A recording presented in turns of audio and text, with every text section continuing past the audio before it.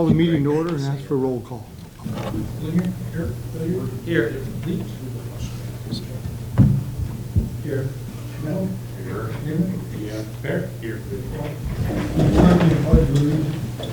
Pledge allegiance to the flag of the United States of America and to the republic for which it stands, one nation, under God, indivisible, with liberty and justice for all.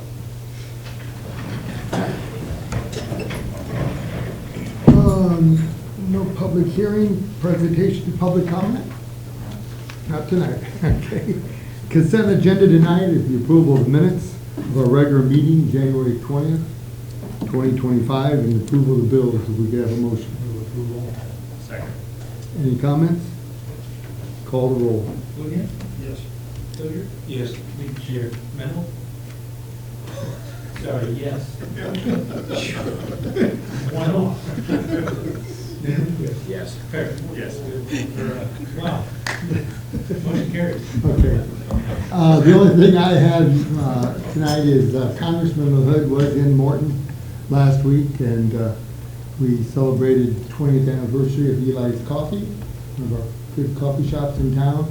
And then we took a tour for of Morton and showed him some sites. He's going to help us with one. And yes, Nate, he did get a few words in. So Nate's seen him this afternoon. So I'd just like to let everybody know on that. So he is helping us with the situation. So other than that, village clerk, village administrator, Nothing tonight, Your Honor. chief of police. One item tonight, Your Honor. An ordinance making amendment to Chapter 20 of Title 3 of the Morton Municipal Code regarding solicitor permits. Okay, could we have a motion? So moved. Second. Okay. If you would, chief. Yeah, so as you see in your packet, there are several changes that have been made to the existing ordinance. The first pertains to any type of felony convictions that would exclude you from being approved to solicit in town. The second is a change from the soliciting time originally was 9 a.m. to 9 p.m. We feel that that's much too late, and we do get citizen complaints when people come to their door after hours. Plus, it doesn't give them a fair view of who actually is at their door and if they're a registered solicitor or not. So that's been changed to the earlier of sunset or 7 o'clock. And then third, we want to make it required that all solicitors wear a lanyard with a card that's been issued by the police department that clearly states that they're not a government employee, states that they are approved. There's a photo of them, says Morton, Illinois, and then on the back it reminds them of the soliciting hours and the fact that they must wear the card and the lanyard at all times. And then on the front it'll also put the expiration date. So just some historical information. In 2022 we only had 43 people apply for solicitor's license. 34 were approved, 9 were denied. In 2023 it increased to 128. In 2024 it increased to 205 with 191 approved and 14 denied. We figured that the cost of this is minimal. The printer ribbon for each card is going to cost us about 20 cents, the lanyard 25 cents, and the ID card 12 cents. We already have the machine, and we already buy these in bulk because this is what we print our officers' identification cards with. We used to type it on a paper card that often got lost or run through the laundry, that type of thing. We figured it'll take our records people about 5 minutes extra work to create these cards here. So if this is approved, we'll be training them on that immediately. If you have any questions, I'd be glad to. Do we require those cards to be turned in so we can shred them?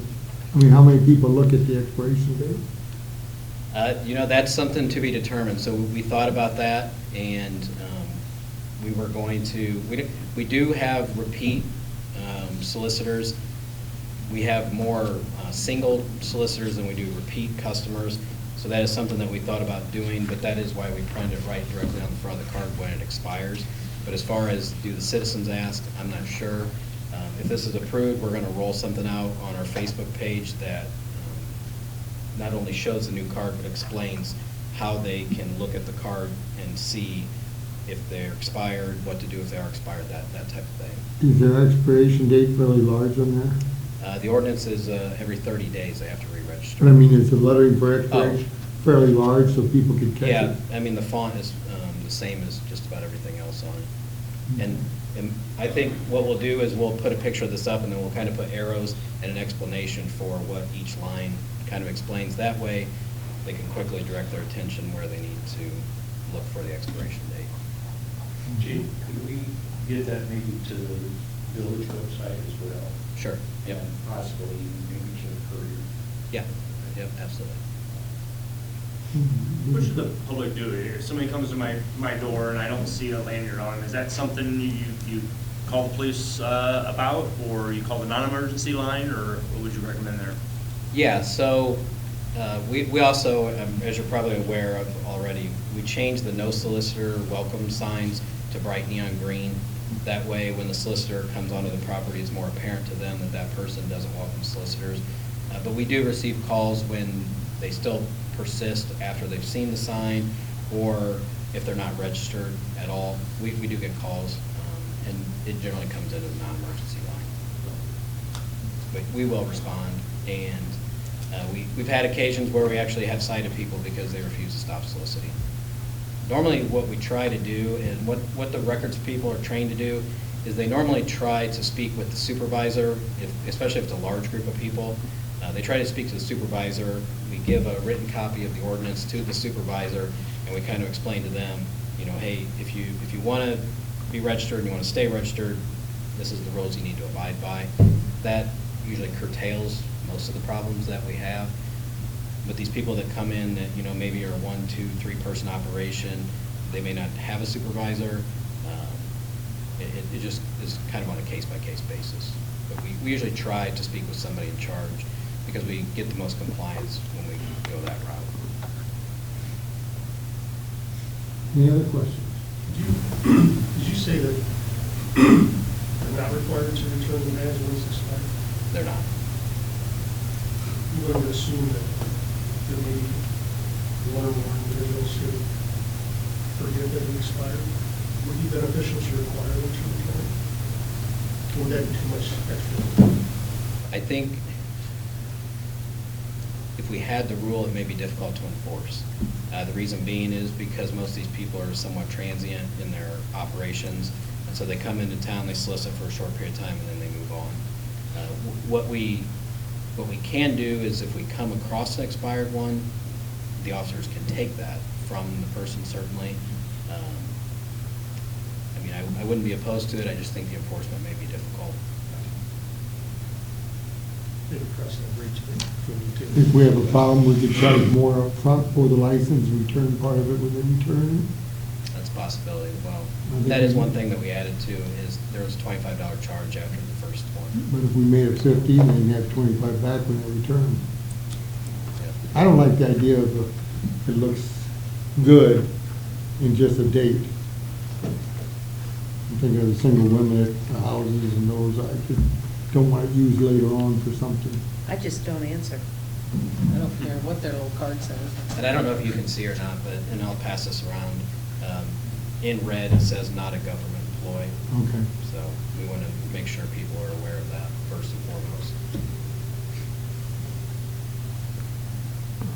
Any other questions?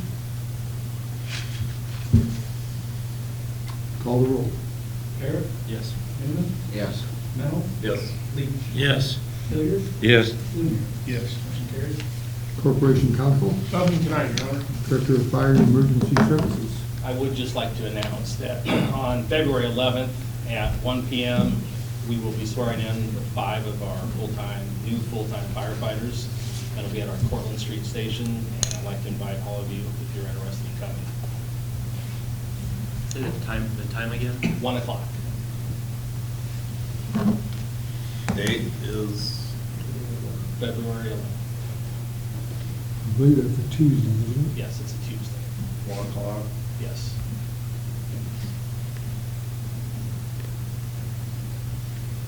Anything else? Glad you got some. Thank you. All right, Director of Public Works. Nothing tonight, Your Honor. Well, there's always a first. Try to come up with something. Zoning and code enforcement. Just one item tonight, just pointing out in all of your packets are the 2024 Quarter 3 permit type report summary, as well as the fiscal year up and through Q3 for 2024 for all permits through the office. Any questions on those?